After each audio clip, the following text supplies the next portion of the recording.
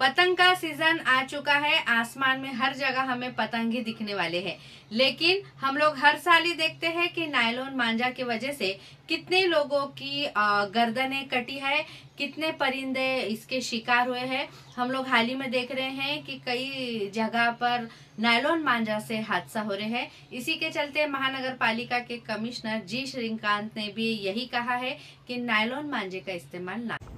सर्व छत्रपती संभाजीनगर वासियांना नमस्कार। आता पतंग उडवण्याचा मौसम सुरू झाला। पतंग उडवण्याची जरी चांगला बाब असेल, परंतु त्याला वापर करणारे नायलॉन मांझ्यामुळे दररोज कुठले तरी पक्षी, प्राणी आणि काही ठिकाणी तर माणसांचा गळा कापून मृत्युमुखी पडतात। जे पतंग उडवतात ते मौज मस्तीने उडवत असताना कदाचित तुमचेच नातेवाईक किंवा तुमचेच मित्राचा किंवा तुमचेच आप्तमित्रांचा लोकांची अशी दुर्दैवी घटना होऊ शकते। यासाठी सन्मान्य न्यायालयाने सुद्धा कठोर कारवाई करण्याची सूचनाही दिलेली आहे। मी सर्व नागरिकांना आवाहन करतो की आपण नायलॉन मांझाचा वापर करू नये आणि याही आवाहन करतो की कुठेही असे नायलॉन मांझा विक्री करत असल्यास निदर्शनास आला तो आम्हाला गोपनीय माहिती आपण द्यावा।